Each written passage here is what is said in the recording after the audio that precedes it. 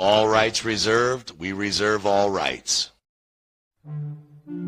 COVID-19 virology fraud explained in 19 minutes.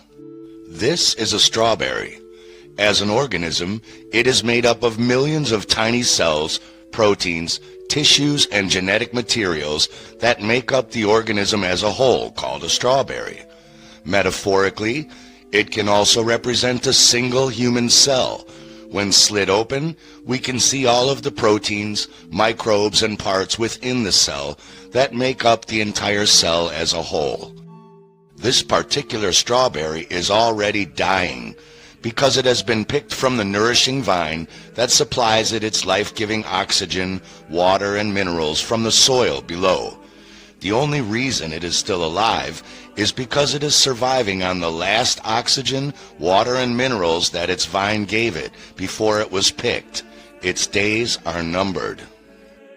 The average adult human loses between 50 and 70 billion cells each day due to apoptosis, meaning the natural programmed death of old cells, plus millions of dying bacteria and microbes, and in the case of physical injury or a poisonous, acidic blood pH from stress, worry, poor diet, lack of oxygen, and environmental toxins, billions more cells can die from necrosis, or unnatural traumatic cell death. Our body's bacteria and microzyma eat all of this dead cell debris, and the body expels whatever they don't eat through the various excretory organs. Germs and bacteria are dead cell debris eaters. Viruses are nothing more than dead cell debris. Virologists observed in the late 1960s that when certain cells die either naturally or by being poisoned in a petri dish, the surface proteins morph into spike proteins, which they call virions, and the bulbous surface reminded them of the sun's solar corona or halo.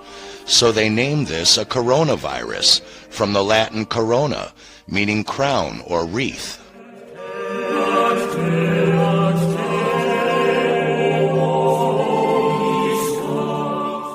This is a cell. This is dead cell debris, or a virus. Cell, virus. This virus did not kill this cell. It was already dying of necrosis from the moment it was picked from the nourishing vine, and my fist gave it the finishing blow. This virus is neither harmful nor contagious. It is simply dead cell debris. Now, the internal bacteria inside of the cell start to grow and eat the dead cell debris. They do not come from the atmosphere. They come from inside of the dying cell. Germs, dead cell debris eaters. Just like the virus, these bacteria did not kill these strawberries and are not killing them right now. They were dying from the moment they were picked from the vine in both of these cases, and my fist finished the job in the case of the jelly virus on the right. Just like this bird did not kill this roadkill, the car that ran it over killed it. The bird is the metaphorical germ, eating the dead cell debris. Unfortunately, the early pioneers of virology like Virchow, Pasteur, Crook, and later Enders noticed that they always found these bacteria and germs in the tissue samples of people who had died or suffered from a disease, and they just assumed they must have been the cause of the disease, since they were always there. They didn't yet notice the bacteria were coming from inside the dying cells themselves. No different than noticing the rooster crows just before the sun rises, and assuming that rooster crowing must cause the sun to rise. The bogus germ theory of disease was born, and soon a multi-billion-dollar-a-year pharmaceutical industry arose, selling people endless snake oil, cold and flu medications, antibiotics, vaccinations, and surgical procedures to remove excretory organs, in the name of protecting us from these harmless germs. Some virologists are brainwashed in their allopathic medical schools and just not clever people. Others know the truth and are just plain frauds, living off the cash cow. But here's what they are doing in a nutshell.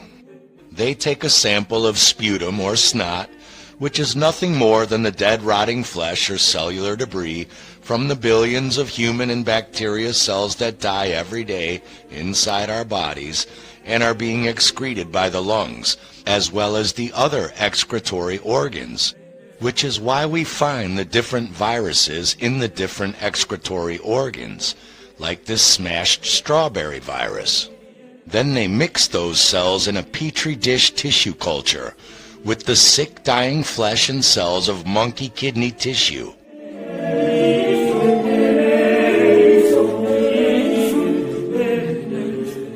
Like this dying pineapple. And then add some other sick tissue, like cancerous alveolar A549 cells from human lungs with cancer. Then they add dying cells from sick calf and bovine.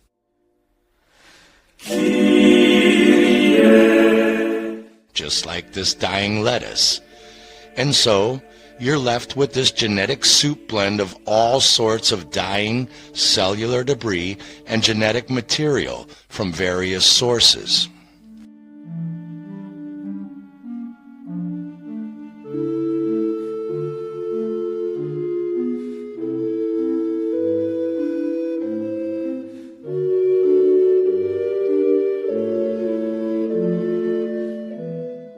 Then, virologists starve that soup of random genetic human, bacterial, cow, monkey kidney, and lung cancer cells and tissue of all nutrients to kill and deteriorate them even faster, just like picking the strawberry off of its nourishing vine.